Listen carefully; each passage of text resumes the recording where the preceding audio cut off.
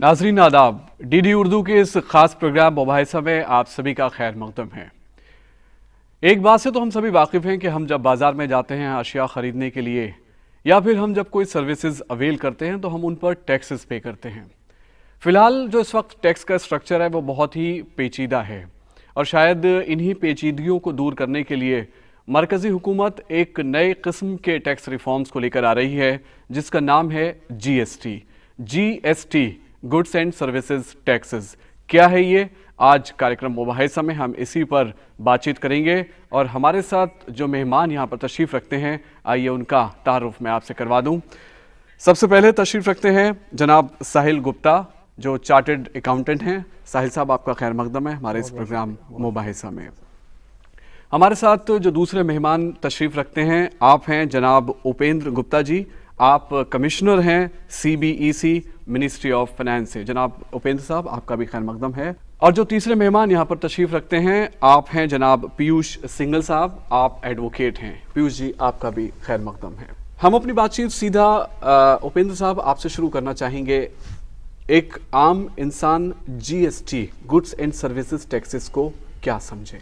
Goods and services tax जैसा कि नाम से ही जाहिर है, ये एक ऐसा टैक्स है जो गुड्स और सर्विसेज पे समान रूप से लागू होगा। जी, आज कॉन्स्टिट्यूशन में पावर्स सेंट्रल गवर्नमेंट और स्टेट गवर्नमेंट्स में बटी हुई हैं। जी, मैन्युफैक्चरिंग पे एक्साइज ड्यूटी लगती है कुछ आइटम्स को छोड़ के, जो कि सेंट्रल गवर्नमेंट की पावर है। जी, ज़्यादातर सर्विसेज पे टैक्स करने की पावर भी सेंट्रल गवर्नमेंट के पास है। सेल ऑफ गुड्स, बिक्री का जिसको हम जनरली बोलते हैं, उसको लेने की पावर जो है वो स्टेट गवर्नमेंट्स के पास है। अच्छा, इसी तरह से कुछ और टैक्सेस हैं, जैसे एंट्री टैक्स है। एंट्री टैक्स से जैसे जनरली किसी एरिया में सामान जाता है तो वहाँ की गवर्नमेंट या वहाँ की लोकल गवर्नमेंट कुछ टैक्स लेती है, उसको हम एंट्री टैक्स बोलते हैं। अच्छा, ऑक्ट्राई बोलते हैं। अच्छा, उसी तरह से अगर कोई 5 स्टार होटल्स में जाता है या बड़े होटल्स में जाता है, लग्जरी टैक्स लगता है। जी, कुछ आइटम्स पे एंटरटेनमेंट टैक्स लगता है। बिल्कुल। तो ये सब चीज़ें जो हैं गुड्स और सर्विसेज की सप्लाई से रिलेटेड है। बिल्कुल। तो कुछ टैक्सेशन की पावर सेंट्रल गवर्नमेंट के पास हैं, कुछ पावर्स जो हैं वो स्टेट गवर्नमेंट्स के पास हैं। क्योंकि डिफरेंट स्टेट गवर्नमेंट्स के पास हैं, इसलिए टैक्स रेट, टैक्स प्रोसीजर वो सब अलग अलग है। जैसा कि स्टेट गवर्नमेंट्स में डिफरेंट टाइप से टैक्स को एडमिनिस्ट्रेशन किया जाता है। बिल्कुल। GST जो है इस तरह का कानून बनाने की कोशिश हो रही है कि पूरे भारतवर्ष में, जी, भारत में ही नहीं, इवन स्टेट गवर्नमेंट्स भी टैक्स की पावर सेम रहेगी, टैक्स रेट सेम रहेंगे और थ्रू आउट द कंट्री जी, टैक्स रेट्स, टैक्स एडमिनिस्ट्रेशन, कौन सी चीज़ जो है एग्जम्प्ट होगी, कौन सी चीज़ पे टैक्स रेट क्या होगा, यूनिफॉर्मली पूरे भारतवर्ष में tax rate, tax administration same हो जाएगा।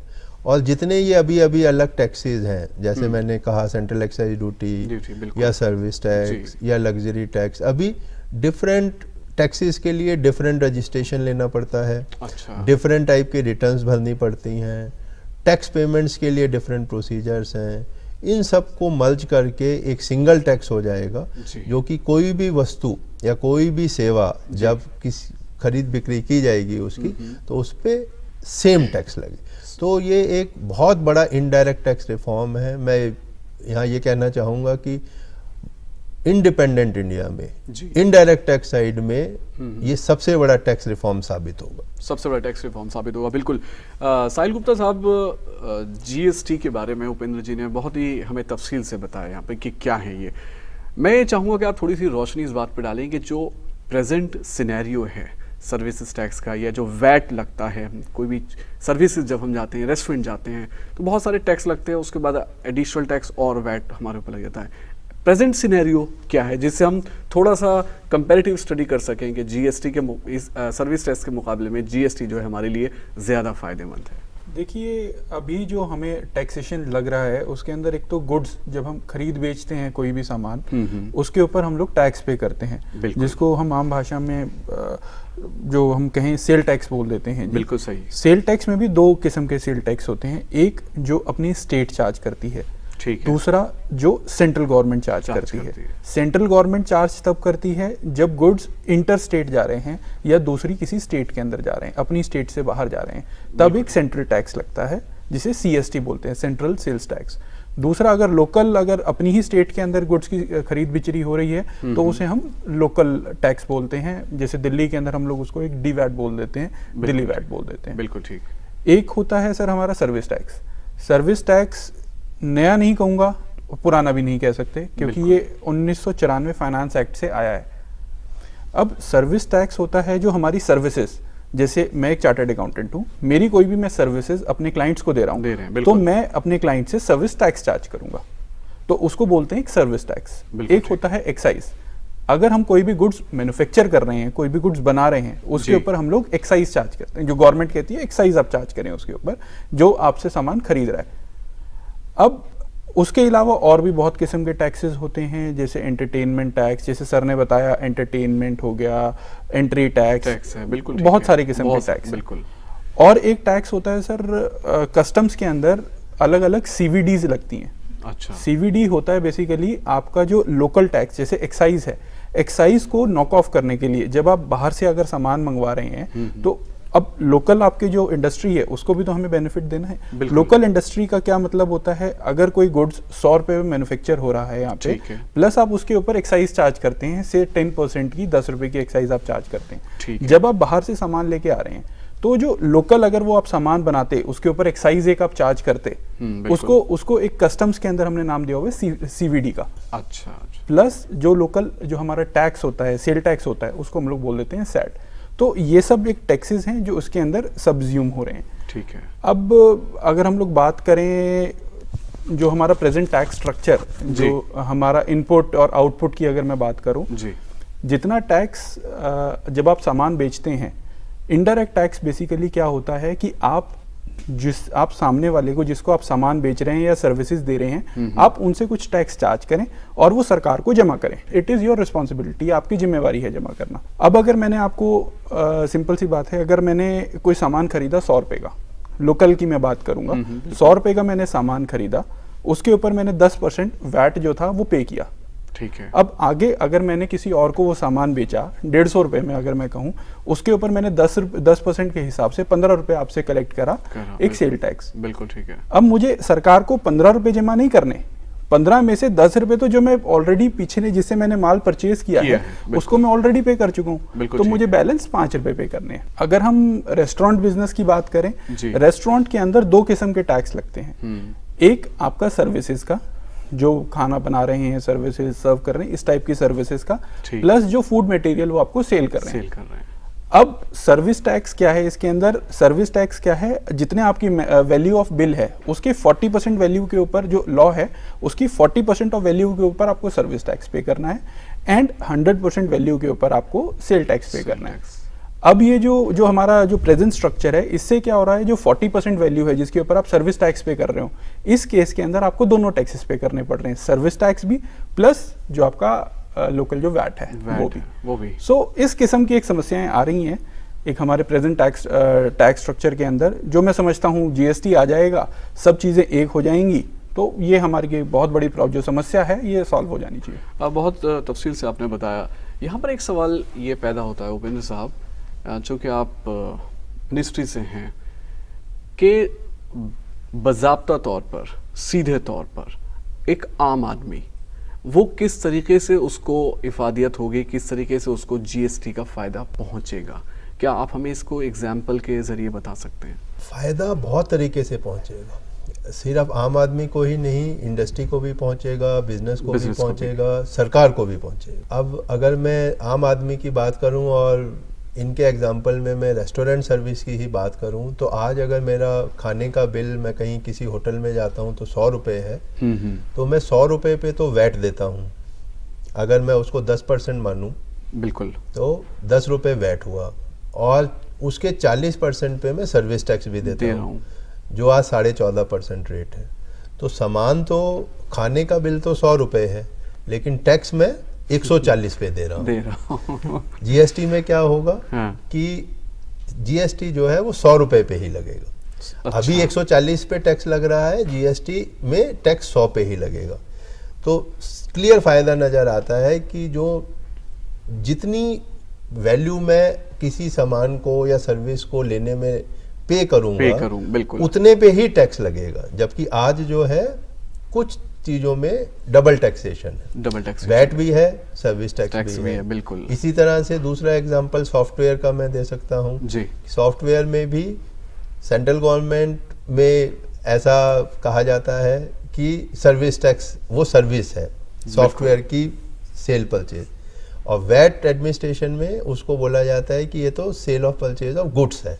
अच्छा। तो दोनों ही चीजें लग रही हैं, सॉफ्टवेयर खरीदा जा रहा है, उस पे वैट भी लग रहा है, उस पे सर्विस चार्ज भी है। ओके, ये तो एक क्लियर सिंपल एग्जांपल मैंने दी। उसके अलावा और बहुत सारे फायदे होंगे, जैसे आज जो है वैट का क्रेडिट हम सेंट्रल टैक्सेस के लिए एडजस्ट नहीं कर सकते हैं। अच्छा। इसी तरह से एंटी टैक्स का क्रेडिट ही नहीं मिलता है।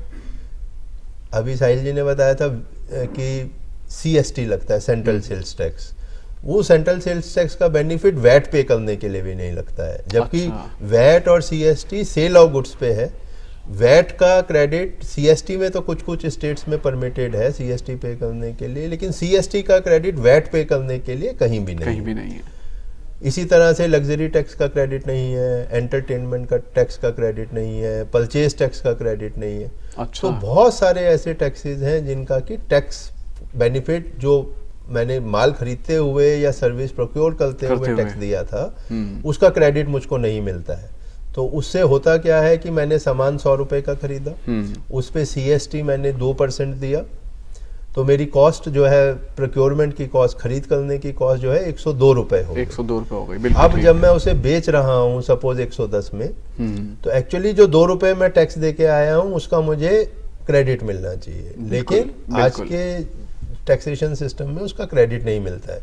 इसको टेक्निकल भाषा में बोला जाता है कैस्केडिंग ऑफ टैक्सेस। अच्छा। तो कॉस्ट जो है टैक्स भी कॉस्ट बन जाती है क्योंकि उसका क्रेडिट नहीं मिल रहा है। बिल्कुल सही बात है। तो जो मेरी सेल ऑफ गुड्स है, अगर हम अकाउंटिंग की भाषा में बोलें कि मैंने सामान खरीदा, अब मैं उसको बेचता हूँ, तो उसको बेचने के लिए मैंने खरीदने में माल की वैल्यू है, उस पे मैंने भाड़ा दिया, फ्रेट दिया, बिल्कुल, उसके बाद मैंने उसमें कुछ वैल्यू एडिशन की, उसके लिए मैंने कुछ अपने एम्प्लॉइज रखे हुए हैं, उनकी सैलरी है, बिल्कुल ठीक है, सेलिंग एक्सपेंसेस हैं। तो ये सब एक्सपेंसेस को जब मैं इंक्लूड करता हूँ, तो सपोज माल तो मेरा 100 रुपए का था और ये सब एक्सपेंसेस और ऐसे टैक्सेस जिसका मुझे क्रेडिट नहीं मिल रहा है, एग्जाम्पल के तौर पर 10 रुपए है, तो मेरी कॉस्ट ऑफ सेल जो है वो 110 रुपए, उसमें 2 रुपए सीएसटी भी शामिल है हमारे एग्जाम्पल में।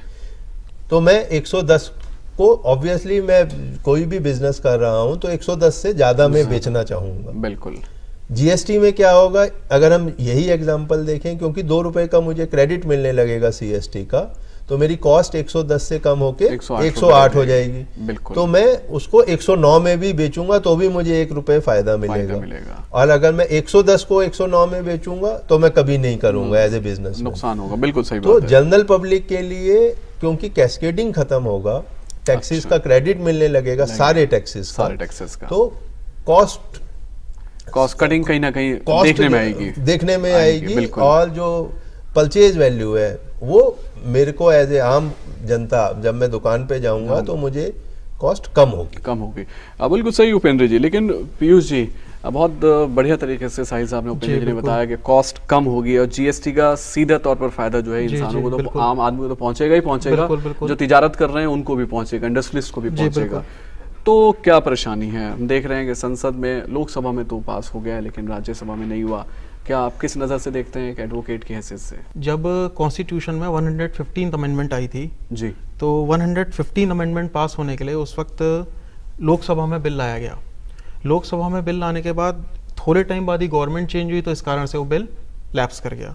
ठीक है। उसके बाद 122nd अमेंडमेंट लाई गई जिसमें बिल दोबारा से लाया गया और लोकसभा में बिल पास हो गया और अभी राज्यसभा में एट प्रेजेंट पेंडिंग पड़ा हुआ है। इसके पेंडिंग होने में कुछ प्रमुख कारण हैं, जिसमें से एक मैं कुछ समझता हूँ। एक तो इसमें जो फिक्स रेट ऑफ टैक्स है, अच्छा, इसमें इन्होंने क्या करा है, एक 18% फिक्स रेट ऑफ टैक्स तय कर दिया है। अच्छा। जो कि हमारे संविधान में ऐसा कोई प्रोविजन है नहीं कि आप फिक्स्ड रेट ऑफ टैक्स कुछ तय कर सकते हैं। अब सवाल ये उठता है कि क्या टबैको पे भी आप वही टैक्स लगाएंगे और लग्जरियस आइटम्स पे भी आप वही टैक्स लगाएंगे? बिल्कुल बिल्कुल। तो जनरल पब्लिक के लिए तो ये थोड़ी सी समस्या का विषय बन गया है कि एक अमीर आदमी के लिए और एक गरीब आदमी के लिए समान रेट ऑफ टैक्स नहीं हो सकता। बिल्कुल।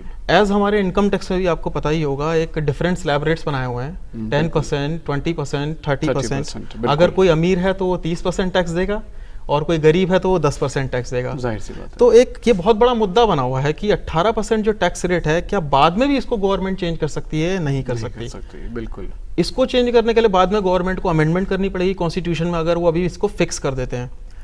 एज इट इज ये 7th शेड्यूल में कॉन्स्टिट्यूशन में कॉन्करेंट लिस्ट में दिया हुआ है। अच्छा अच्छा। कॉन्करेंट लिस्ट का मतलब आम आदमियों की भाषा में ये है कि इस पे राज्य सरकार भी लॉ बना सकती है और केंद्र भी लॉ बना सकती है। बिल्कुल। अब आपने जब राज्य सरकार को पावर दे ही दी है सारी इतनी, उसके बाद इसमें केंद्र भी लॉ बना सकती है, तो डिस्प्यूट होने के कारण फिर अराइज हो जाते हैं। अच्छा। जिस कारण से कुछ स्टेट्स की इसको मतलब मंजूरी नहीं मिल पा रही है। अच्छा। तो वो एक बहुत बड़ा समस्या का विषय बना हुआ है। दूसरी बहुत बड़ी समस्या क्या है, इसमें इन्होंने एक एडिशनल टैक्स लगाया है 1% के हिसाब से, जो सारी स्टेट्स को, कुछ स्टेट्स को या ये निर्धारित कर देंगे जिनको 1% टैक्स पे करना पड़ेगा।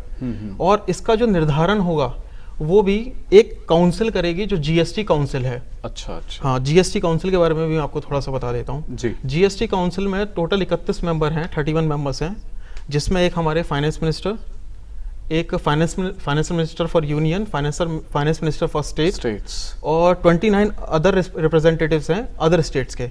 वो मिनिस्टर्स भी हो सकते हैं, उनको स्टेट अपॉइंट करके उस हिसाब से भेजेगी।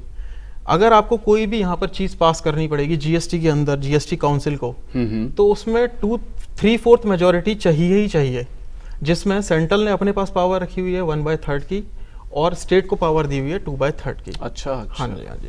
तो टोटल आपको मेजॉरिटी पास करने के लिए 3/4 चाहिए ही चाहिए कोई भी चीज़ पास करने के लिए। और तीसरा जो मुद्दा है वो आप सब देख ही रहे हैं कि राज्यसभा में जो है मेजॉरिटी नहीं है, तो इस कारण से हाँ जी पास नहीं हो पा रहा है। बिल्कुल। साहिल साहब, यहाँ एक सवाल होता है कि जीएसटी अगर इम्प्लीमेंट होता है, जैसे मरकज़ी हुकूमत पूरी तरीके से कोशिश कर रही है, तो जो कमोडिटी के प्राइसेस हैं और जो सर्विसेज के जो प्राइसेस हैं वो डेफिनेटली स्लैश डाउन होंगे। तो क्या आप कुछ अंदाज़ा बता सकते हैं कि किस हद तक हो सकते हैं? देखिए, ये अंदाज़ा तो अभी नहीं लगाया जा सकता कि कितना होगा जी, बट ये जरूर कहा जा सकता है कि होगा ज़रूर। अच्छा। अभी हम ये नहीं बता सकते कि कितना होगा। अच्छा। वो अभी पॉसिबल भी नहीं है बता पाना। बाकी अगर आप कम कैसे होगा, उसकी वजह जैसे उपेंद्र जी ने बताई, उसकी कम होने की वजह ये है जो अभी टैक्स के ऊपर जो टैक्स लगता जा रहा है, बिल्कुल वो हमारा हट जाएगा। तो बिल्कुल जाहिर सी बात है, अगर टैक्स के ऊपर टैक्स हमारा हट रहा है तो जो टोटलिटी के अंदर जो किसी भी आइटम का प्राइस है वो टोटलिटी के अंदर वो कम होना चाहिए, क्योंकि आखिरी जो कंज्यूमर है उसके लिए वो आइटम कोई 100 रुपए की आइटम प्लस टैक्स नहीं है, उसके लिए वो आइटम टोटल वैल्यू है। मान लीजिए 100 रुपए की अगर कोई भी कमोडिटी लेके आता है प्लस उसके ऊपर 10% का टैक्स पे करके आ रहा है, तो उसके लिए वो आइटम 100 रुपए की या 10 रुपए की नहीं है, उसके लिए वो आइटम 110 रुपए की है। ऐसे ही जब ये सब कैस्केडिंग इफेक्ट जो हमारा खत्म हो जाएगा, बहुत सारे जो हमारे टैक्सेशन जो बहुत सारे जो टैक्स हैं वो हमारे हटके एक कॉमन टैक्स बन जाएगा, जो अभी प्रपोज आई थिंक 18% का जो चल रहा है। सो जाहिर सी बात है, इतने सारे टैक्स को खत्म करके अगर आप एक टैक्स करेंगे तो इसका आपको हमारा प्राइजेस के अंदर फर्क भी पड़ सकता है। बिल्कुल। तो फिर क्या वजह हो सकती है? बहुत सारी रियासती हुकूमतें जो हैं वो इसके फेवर में नहीं हैं, पहला सवाल। दूसरा, जैसे कि उपेंद्र साहब, हमारी जो इकोनॉमी है वो एग्रीकल्चर बेस्ड है, तो क्या जीएसटी का इफेक्ट, पॉजिटिव इफेक्ट वहाँ पड़ेगा, आपको लगता है? जैसा मैंने पहले भी कहा था, जीएसटी का इफेक्ट हर सेक्टर में पड़ेगा, चाहे वो एग्रीकल्चर सेक्टर हो, चाहे इंडस्ट्री हो, चाहे सर्विस सेक्टर हो। सीधे किसानों को फायदा मिल रहा है? सीधा किसानों को फायदा इसलिए मिलेगा कि आज कुछ स्टेट्स में कुछ चीज़ें टैक्सेबल हैं, कुछ एग्जम्प्ट हैं। इसी तरह से भाड़े पे जो है सर्विस टैक्स है, डिफरेंट तरीके के टैक्स रिजीम्स हैं। जीएसटी में यूनिफॉर्म होगा पूरे देश में। अच्छा, भारत सरकार ही नहीं, राज्य सरकारों में भी टैक्स एडमिनिस्ट्रेशन करने का तरीका, tax rates, exempted goods, exempted services सब यूनिफॉर्म होंगी, एक ही तरह का प्रोसेस होगा। तो किसानों को भी फ़ायदा मिलेगा, मैन्युफैक्चरर्स को भी फ़ायदा मिलेगा। अगर मैं यूँ कहूँ कि ये जो है एक टैक्स रिफॉर्म नहीं है, ये एक्चुअली बिजनेस रिफॉर्म है। बिजनेस करने का तरीका बदलेगा, चाहे वो परचेज करने का तरीका हो, सेल करने का तरीका हो, डिस्ट्रीब्यूट करने का तरीका हो, ट्रांसपोर्टेशन का तरीका हो, क्योंकि एक नए तरीके का टैक्स आ रहा है और हर चीज़ को अफेक्ट कर रहा है। इसलिए सारे सेक्टर्स, इकोनॉमी के हर सेक्टर पे अफेक्ट आएगा और एक पॉजिटिव अफेक्ट आएगा। पॉजिटिव इफेक्ट आएगा। बहुत बहुत बढ़िया बात।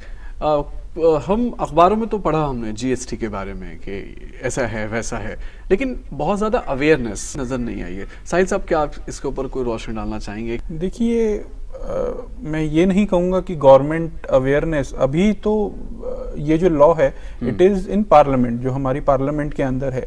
बाकी गवर्नमेंट ने बड़े सारे इनिशिएटिव लिए हैं।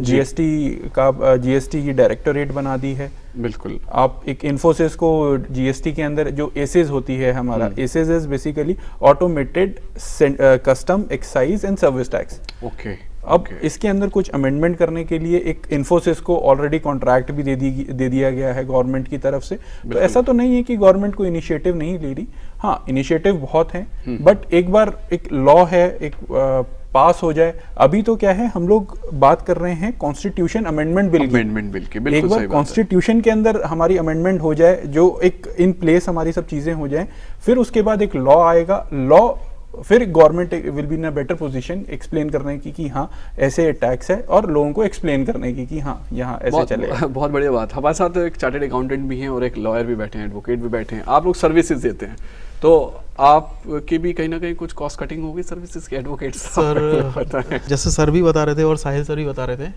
कि कॉस्ट रिडक्शन अल्टीमेटली होगा ही होगा। जैसे उन्होंने एक रेस्टोरेंट में मैं भी खाता हूँ, रेस्टोरेंट में आप भी खाते हैं, रेस्टोरेंट में सब खाते हैं, तो एक बहुत बढ़िया उदाहरण दिया वो एक आम पब्लिक के लिए। अगर किसी चीज पे मैं 2 तरीके के टैक्स पे कर रहा हूँ जी, और बाद में मुझे उस पे किसी एक ही तरीके का टैक्स पे करना पड़े, तो अल्टीमेटली कॉस्ट रिडक्शन होगा ही होगा। बिल्कुल बिल्कुल। और दूसरी बात साहिल जी ने बोली अभी, जैसे अभी तो पार्लियामेंट का ही एक मैटर बना हुआ है। बिल्कुल। जब ये मार्केट में आएगा या जब ये पास हो जाएगा एक्ट, तो मैं समझता हूँ कि गवर्नमेंट इसमें डेफिनेटली इंसेंटिव्स लेगी कि वो पब्लिक तक इसको पहुंचाए और बताएगी किस तरीके से उसका फायदा है या नहीं है। बिल्कुल। बट मैं कंसिडर यही करता हूँ कि हाँ, इससे एनी हाउ पब्लिक को फायदा होगा ही होगा। उपेंद्र साहब, क्या कुछ सर्विसेज ऐसी डिफाइंड की गई हैं कि जो जीएसटी के लिस्ट में हो या भी नहीं है? देखिए, आज जो सर्विस टैक्स का रिजीम है वो नेगेटिव लिस्ट है। ये जो है 2012 से पहले एक पॉजिटिव लिस्ट थी। अच्छा। 119 सर्विसेज डिफाइंड थी जिन पे सर्विस टैक्स लगता था। बिल्कुल। 1 जुलाई 2012 से वो पॉजिटिव लिस्ट से नेगेटिव लिस्ट हो गया। उसका मीनिंग है कि सारी सर्विसेज पे टैक्स है एक्सेप्ट वो जो कि नेगेटिव लिस्ट में है या एग्जम्प्टेड है। बिल्कुल। जीएसटी में वो सारी एक्टिव, और नेगेटिव लिस्ट में कुछ ऐसी सर्विसेज हैं जिसपे कि स्टेट गवर्नमेंट्स को पावर है टैक्स करने की, सेंटर को नहीं। इसलिए वो नेगेटिव लिस्ट में है।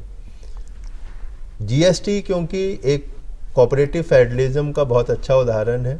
सारी पावर्स सर्विस गुड्स को टैक्स करने की, सर्विस को टैक्स करने की सेंट्रल गवर्नमेंट और स्टेट गवर्नमेंट दोनों को मिलेंगी। इसलिए वो डिवीजन ऑफ पावर खत्म हो जाएगा। तो सारी सर्विसेज जो आज जिन पे सर्विस टैक्स लगता है, और कुछ ऐसी सर्विसेज जो नेगेटिव लिस्ट में है इसलिए कि स्टेट गवर्नमेंट की टैक्सेशन पावर है, अब क्योंकि कॉन्करेंट पावर मिल जाएगी तो वो उन पे भी जीएसटी लगने लगेगा। तो मोटा मोटा हम ये बोल सकते हैं कि जीएसटी जो है ज़्यादातर सर्विसेज पे लगेगा, ज़्यादातर गुड्स पे लगेगा।